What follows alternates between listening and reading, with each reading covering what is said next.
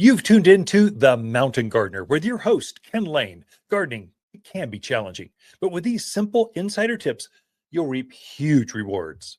Now, let's tune into today's Mountain Gardener with Ken and Lisa. So now we've had truckloads. I don't know how many truckloads. I'm starting to lose count. There's been a lot. We're stocking up.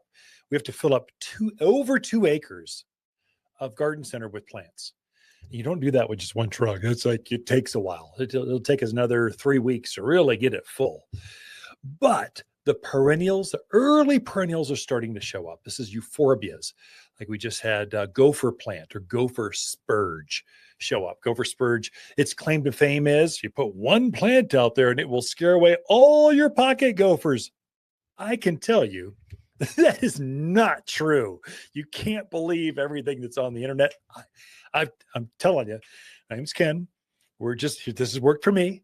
And I've had gophers not eat that plant, but I've had them come up right beside it. So they didn't even keep them out of that garden. So it took a time, but they're a beautiful, drought hardy, easy, evergreen. They're starting to bloom yellow all around town. It's just a great low maintenance type of spreading succulent, really. So euphorbias are great plants for here, and animals don't eat them. It's just a great plant. Another one that you're seeing show up, peonies. I thought I would touch on because I still have customers getting confused. What's the difference between all the peonies? The different growers have loves for different. They're kind of like people. They've got certain hobbies. And I love growing big peonies. I only grow Itoh or the Japanese peonies. Itoh peonies, I-T-O-H, Itoh. They've grafted a regular English peony like your grandparents grew. They grafted a piece of that onto a very aggressive, big, chunky root of a tree peony. So now what you get is this shrub peony that's on steroids. I mean, it's just like 2-3 times the size of the peony that you were used to, that you grew up with. It's a new variation. It's not genetically altered. They're just doing it by grafting, pollinating, this kind of stuff. But what you get with that bigger flower, the flowers are the size of your hand. I mean, they're as big as, some of them as big as hibiscus, like tropical hibiscus, with the fragrance to go with it. They smell better because the flower is so big. And then the foliage on these plants are just gorgeous. They're very ferny. It's like a fern. It's a fern that puts on these flowers of the size of your hand. Whether it's flowering or not, it's a beautiful plant. Then you have English peonies. These are the ones that are people just know what they are. You grew up with English peonies. A lot of them grow naturally here too. So they're native to North America and, of course, England. So that's part of the country. They come in just a breath of colors. Come in single flowers and double flowers and everything in between. There's just so many variations. It's almost like roses. There's so many varieties, but generally they're smaller. They're shorter than the Itoh peonies. So they'll get, maybe if you're lucky, about knee high. That's about right. They still have the same ferny type of foliage, but they're just, it's pint size. It's half the size.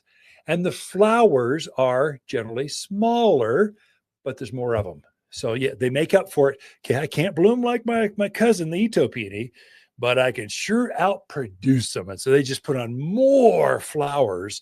And so overall, the bushes I find are about as fragrant as one another, just because this one maybe each flower isn't quite as fragrant, but there's just there are more of them. Now, here's the insider tip on growing peonies. They love growing in the mountains of Arizona. They thrive here. They're one of the longest living perennial flowers you can put in your gardens. The average peony, if it's happy, will live 50 years or more. I mean, they're going to outlive you and I. They just keep coming back year after year after year. Here's the insider tip. They do not like soil that's soggy. They want to breathe. They got this real big fleshy root to it. And so if they sit in water, it's real soggy, they start to rot on you. And once they start to rot, you can't recover from that. So you just want to make sure you amend the soil really well, and you're good. You're good to go. That's where peonies really do well in raised beds. I grow mine in a great big pot. It's been in there for big oxblood red, gigantic pot. I wanted to bring it up where I could actually enjoy the fragrance more. And so actually to elevate it some so that I don't even bend over. I just go, that's a beautiful flower. I just smell it right there every time I come and go from my house. So that's the way I do it. But in a container, you can ensure by filling that pot up with potting soil and then plant it directly in there, you have 100% golden drainage. So that plant is just going to thrive for decades in that one pot. Never have to transplant. It just goes in the ground. Make sure you're amending that with some compost or something. Don't just throw it into that junky soil you got in your yard.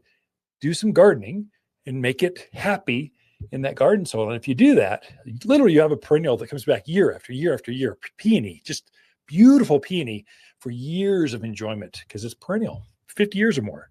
That's it for this show. That's Ken and Lisa Lain, the mountain gardeners throughout the week.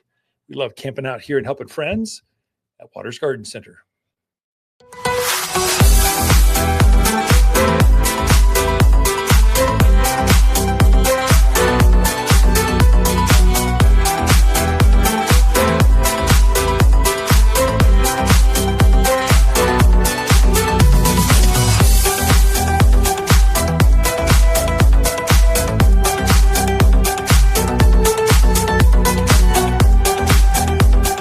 For a more fruitful garden, increased success in the landscape that just feels better, then tune in daily to the Mountain Gardener podcast. Subscribe through your favorite podcast streamer or visit watersgardencenter.com.